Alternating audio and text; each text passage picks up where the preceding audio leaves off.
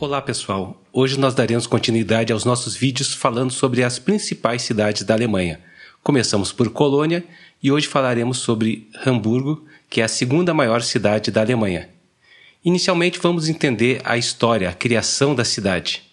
Ela foi fundada por ordem de Carlos Magno, que era o imperador do Sacro Império Romano Germânico, no ano de 808 d.C. A finalidade era construir uma posição fortificada junto ao rio Elba, na Alemanha, para impedir o avanço de populações e tropas eslavas no decorrer daquele rio. A origem do nome da cidade também é desconhecida, há várias versões, mas nós temos duas palavras que significam castelo em alemão. A primeira é Schloss, que dá a ideia de um palácio, de algo imponente, bonito, grandioso, e a outra que é Burg, que significa tanto um castelo quanto uma posição fortificada, uma cidadela. Dessa forma, tendo sido fundada próxima à floresta de Rama, uma instalação fortificada Burg, a região ficou conhecida como Ramaburg e depois deu origem ao nome atual Hamburg, ou Hamburgo, quando nós traduzimos para o português. A localização dela é bem interessante, ela é bem estratégica, que ela fica na foz do rio Elba, junto ao Mar do Norte, e bem ao sul da chamada Península da Jutlândia, que é onde se situa também a Dinamarca. Com essa posição estratégica numa península que separa o Mar do Norte do Mar Báltico, na foz de um grande rio que percorre a Europa de sul a norte, essa região teve sempre uma vocação comercial, uma vocação mercantilista. Por conta disso, foi criada também, juntamente com outras cidades, particularmente no norte da Europa, a chamada Liga Hanseática. Essa liga tinha a finalidade de ser uma aliança comercial, mercantilista, aduaneira, alfandegária, como os acordos de livre comércio que nós temos hoje. De maneira que, para negociar com uma cidade, era necessário fazer parte da liga. Se houvesse algum problema com alguma das cidades membros, as demais cidades seriam solidárias e iriam contra aquele outra cidade ou aquele outro povo que realizou aquele comércio com algum problema. A gente tem que entender que naquela época a Europa não era formada por nações, por países, estados como nós temos hoje. Eram cidades-estado que tinham autonomia. Ou seja, uma cidade de origem germânica, que hoje faz parte da Alemanha, ela comerciava também com outras cidades alemãs e com outras cidades que seriam hoje parte de outros países, inclusive com o sul da Europa, particularmente as cidades italianas Florença, Veneza, que eram grandes polos mercantis também. Essa liga também tinha uma finalidade de proteção contra a pirataria, particularmente no Mar do Norte. E ela evoluiu até um certo ponto de que muitas cidades eram parceiras, muitas cidades tinham essa mesma aliança, até que chegou o período das grandes navegações. E com a abertura de novas rotas comerciais para a Ásia, com o florescimento de novas nações como Portugal e Espanha como as detentoras do conhecimento dessas novas rotas, a Liga foi se esvaziando até chegar no período já da unificação dos países europeus ao seu declínio total. Mas até hoje esse nome está presente na denominação oficial da cidade de Hamburgo. Ela é chamada de Cidade Livre e Hanseática de Hamburgo. Tem aqui o texto em alemão para quem quiser, quem estiver interessado. Assim como a cidade de Bremen mantém esse status até o dia de hoje.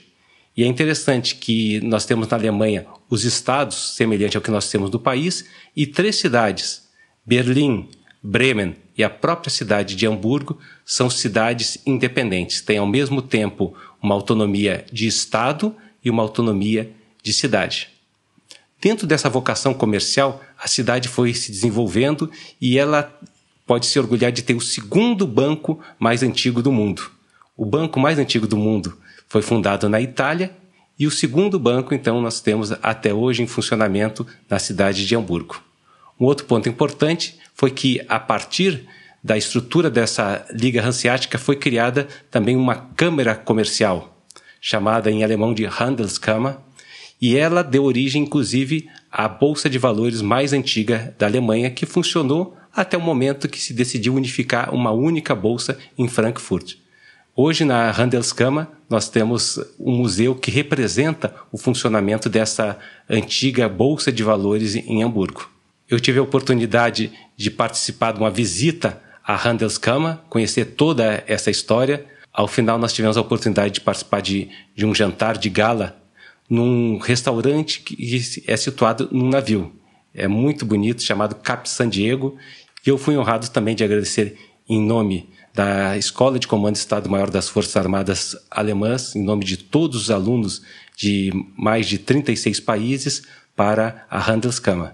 Por essa sua vocação comercial e sua posição geográfica e estratégica, também Hamburgo possui o segundo maior porto da Europa, só perdendo para o porto de Roterdã, mas é o maior exportador de toda a Europa. Então, segundo de maneira geral, e o maior em termos de exportação. Essa sempre foi a vocação tanto da Alemanha de exportar produtos, serviços especializados e não produtos básicos, e Hamburgo ela é importantíssima nesse aspecto. É o grande porto por onde sai toda essa produção da Alemanha para o resto do mundo por via marítima. Eu morei lá cerca de 1 ano, uma cidade muito bonita, uma cidade onde eu tive muitas experiências, onde eu tive muitas alegrias. Eu já comentei que o objetivo desse canal não é falar sobre história, geografia, geopolítica ou dicas turísticas. Para isso nós temos outros canais e outros sites especializados. Mas posso dizer que é uma região que a gente sentia à vontade, se sentia seguro, particularmente o centro da cidade. Infelizmente no Brasil nós abrimos mão do centro da cidade, entregamos hoje para drogados, para pessoas que não têm talvez as melhores condições de vida, onde nós sentimos, inclusive, a dor dessas pessoas, mas elas também não têm direito de roubar o nosso espaço, um espaço nobre que nós temos, onde nós deveríamos estar transitando em segurança, com alegria, como um grande ponto de lazer, de compras, de comércio.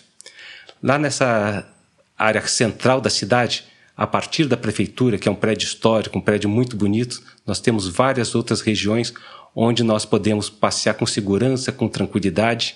Uma das ruas, inclusive, ela cedia várias lojas de grife internacional, como Prada, Louis Vuitton, Hugo Boss, canetas Montblanc, joalherias. São prédios bonitos, prédios situados um ao lado do outro, onde nós podemos realmente olhar as vitrines. A gente pode não ter dinheiro para comprar, podemos não ter as melhores condições, mas é bonito de ver, é bonito de você perceber que a qualquer hora do dia, da noite, do final de semana, nós podemos transitar e conhecer as belezas de uma cidade. Há uma outra região onde há um lago na área central chamada Jungfernstieg, e esse lago no inverno ele congela, a possibilidade de patinar no gelo ou praticar outros esportes relacionados ao clima de inverno. No Natal é montado ali também um grande mercado de Natal, ou seja, o centro da cidade é a referência, assim como a região portuária. A região portuária é uma região bonita, nobre, moderna. Foi inclusive construída uma filarmônica chamada de Elbphilharmonie, onde nós temos possibilidade de assistir também os espetáculos de maior nível mundial num prédio moderno, vistoso. Vale a pena visitar aqueles que tiveram a oportunidade de ir até Hamburgo. Ao mesmo tempo, nas proximidades da Hafen City, ou seja, a cidade portuária, nós temos uma região que é um patrimônio da humanidade chamada de Speicherstadt, ou seja, a cidade dos depósitos. É um local que relembra os tempos antigos, como que funcionava toda essa parte do comércio nos séculos 17, 18, 19. Temos o Museu das Especiarias, temos o que seria um antigo controle alfandegário logo na entrada dessa região, ou seja, é um contraste entre o moderno e o tradicional e o clássico. E um outro ponto interessante, a cidade ela foi construída ao longo do rio, ou seja, o rio é parte indissociável da história, da cultura, do estilo de vida da cidade. Existe uma área muito nobre chamada Blankenese, inclusive a Escola de Comando Estado-Maior das Forças Armadas Alemãs se situa nesse bairro. Eu tinha o privilégio de todo dia assistir aula nessa região, uma região também bonita com parques, restaurantes, áreas de lazer, acesso a praias no rio, a passeios de barco ao longo de todo o rio Elba. E esse rio, ao mesmo tempo que ele é parte da cidade integrante da cidade, não temos como dissociar Hamburgo do rio Elba, ele também separa a cidade em duas. E podemos ver a ponte sobre o rio Elba. Na verdade, a gente não vê ponte nenhuma. O que nós temos é um túnel. Da mesma maneira que o Eurotúnel, que liga a Inglaterra e a França no Canal da Mancha, nós temos um túnel por onde a rodovia A7, ou em alemão A7, ela transpõe o rio. Esse túnel é um túnel novo, ele foi concluído em 1975, mas havia um antigo túnel, e esse antigo túnel, ele hoje é um local histórico, ele é guardado apenas para lembranças e possibilita a travessia a pé ou de bicicleta pelo rio Elba. Essa rodovia é a única entrada dos países escandinavos para a Europa continental. A Alemanha teria uma excelente oportunidade de cobrar pedágio, ganhar milhões ou bilhões de euros por ano por conta desse pedágio, mas ela optou por abrir para que todos os países pudessem circular por ali e, indiretamente, receber os seus recursos, receber a boa vontade e o agradecimento dos países escandinavos.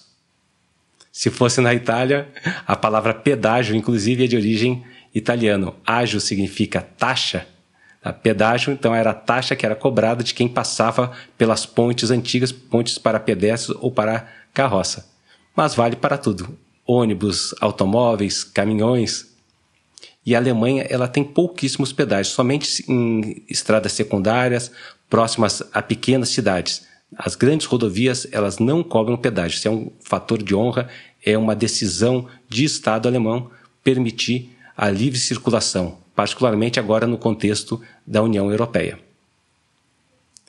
Temos muitos outros pontos turísticos interessantes para a gente comentar, para a gente mostrar, para a gente poder conhecer em mais detalhes, mas eu vou contar sobre um ponto turístico muito interessante. Ele é chamado de Teufelsbrücke. Brücke em alemão significa ponte e Teufel é o capeta, o capiroto, o coisa ruim, o cão chupando manga ou qualquer outro nome que a gente possa querer denominar o diabo. E conta a lenda ou a história sobre essa ponte que foi construída. Hoje é uma área bonita, também próxima ao centro da cidade, próxima ao mercado, o mercado mais importante da cidade. Era um córrego que desaguava no rio Elba e justamente a travessia desse córrego ela era muito irregular, alagadiça e não se conseguia construir uma ponte adequada. Ela vivia quebrando, as carroças, os próprios animais viviam atolando, havia uma série de problemas e nunca se tinha uma solução de engenharia definitiva adequada. O prefeito, então, chamou um construtor mais importante da cidade e deu essa incumbência. Eu quero essa ponte construída com segurança nesse prazo, num prazo bem curto.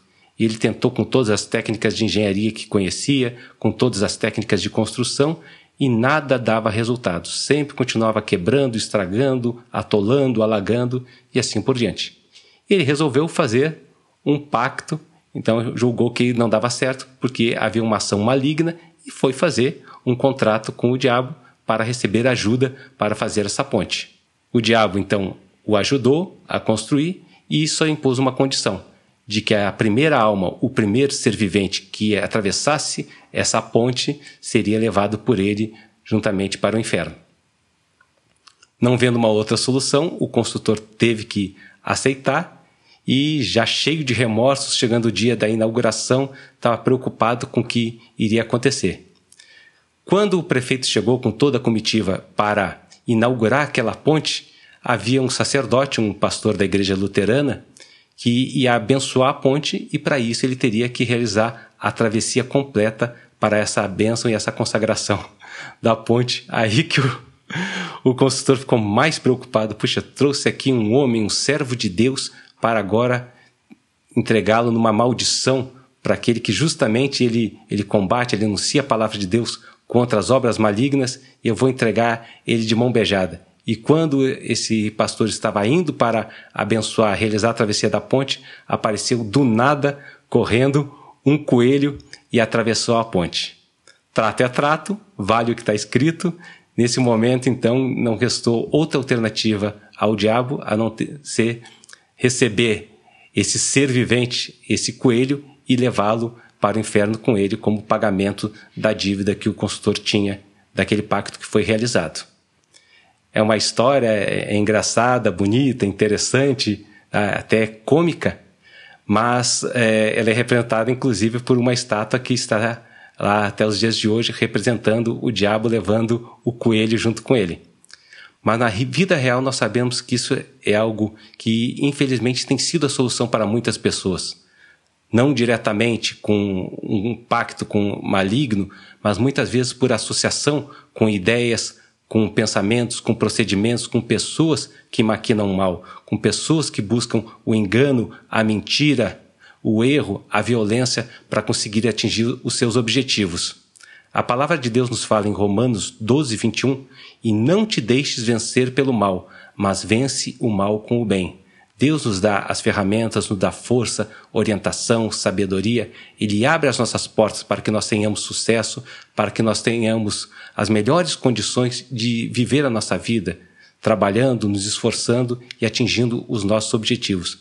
Não existe atalho, não existe caminho fácil, não existe nenhuma outra possibilidade para que a gente receba aquilo que é o de melhor, sem ser por esse nosso esforço abençoado por Deus. Então creia nisso, não busque os atalhos, não busque o caminho do mal, não busque o caminho do engano, mas creia que Deus ele é poderoso para fazer infinitamente mais do que tudo aquilo que nós pedimos, que nós pensamos, tudo aquilo que a gente poderia imaginar de receber por outra fonte. Essa é a mensagem que nós temos nesse ano ainda difícil, um ano que nós ainda estamos vivendo crise sanitária, crise política, econômica, crise moral, mas nós vemos já pela visão da fé que Deus tem algo muito melhor, algo preparado para todos aqueles que o amam, que o servem, que o seguem, que acreditam na sua palavra e na sua boa vontade para todos nós. Muito obrigado, até a próxima.